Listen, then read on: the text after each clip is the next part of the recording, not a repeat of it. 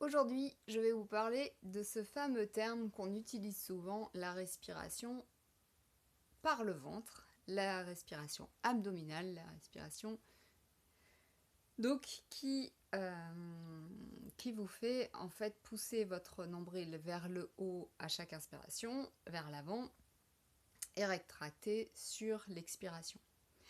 Nous ne respirons pas par le ventre. Anatomiquement, ce n'est pas correct, ce n'est pas convenable, ça n'existe pas. C'est une déformation du langage. C'est une expression qu'on utilise depuis longtemps et qui, moi, personnellement, m'a un peu perturbée.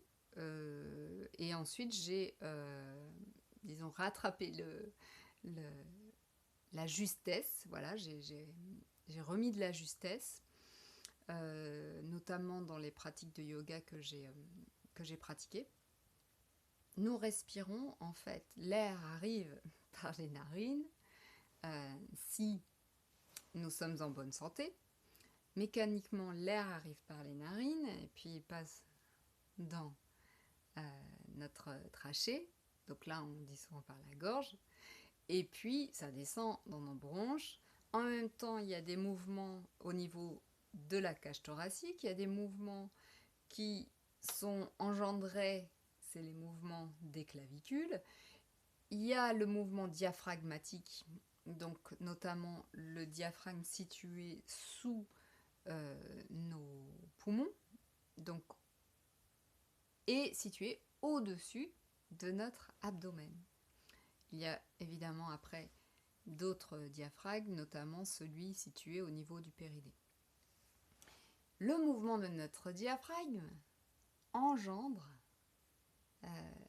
le massage de nos viscères.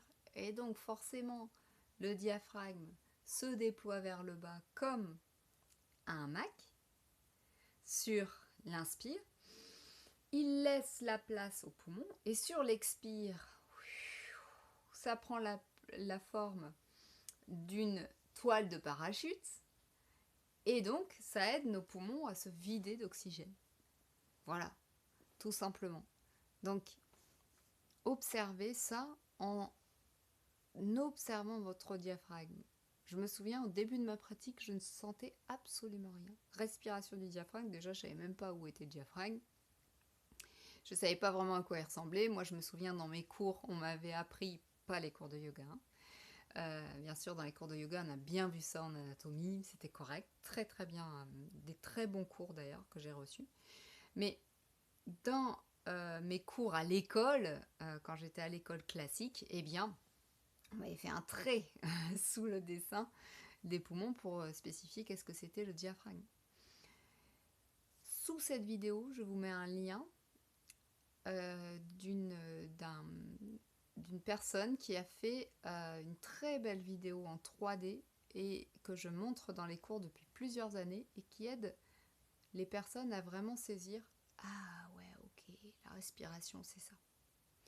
Il y a même des personnes qui, dans les cours, dès elles focalisent leur attention sur la respiration, par exemple dans Kapalabhati ou autre, eh bien elles font l'inverse. Pour dire le mental, ouah, il observe et donc il fait l'inverse. Enfin, on est complètement en inversion dans notre monde, c'est vraiment la période de Kali Yuga, quoi. Jusqu'à notre propre respiration. Après, récemment, j'ai eu une discussion sur quand on observe la respiration, c'est vraiment de l'observance. C'est pas de la modification. Observer, l'observateur, il reste en retrait en fait. Il n'agit pas. Il est vraiment en train de regarder. Moi, avec les enfants, j'aime bien, je dis, on regarde à la loupe. Dans la loupe, quand on regarde avec la loupe, on n'agit pas en fait. Ou j'aime bien dire aussi cette image du détective. On est un détective. Le détective, il va pas prendre tout de suite. Il va pas rendre tout de suite son verdict, ou je sais pas comment dire. Il va d'abord prendre des notes. J'observe, ok, il y a l'air, je le sens quand il rentre dans mes narines, bah c'est frais. Quand il ressort, c'est plus chaud. Je sens que quand j'inspire, ben, il y a un mouvement de la poitrine qui se fait vers l'avant et vers le haut. Je sens qu'il y a un mouvement qui s'effectue au niveau de mon abdomen. Peut-être je sens des mouvements dans mon dos. Peut-être je sens des mouvements, etc., etc. C'est ça l'observance en fait. L'observance, c'est juste, je prends connaissance de. Voilà, j'espère que pendant cette vidéo, vous avez bien respiré. En tout cas, je vous conseille vraiment vivement de regarder l'autre vidéo. Et puis, au long de mon expérience, donc moi, ça fait plus de 10 ans que j'enseigne, eh bien, j'ai donné plusieurs cours particuliers uniquement sur la respiration. Et vraiment, c'est des cours qui ont été porteurs. Je me souviens qu'il y a 2 personnes notamment qui vraiment, à la suite du cours, il y a eu un switch quoi. Elles m'ont dit waouh, c'est dingue. Je pense que c'est la première fois que je respire vraiment.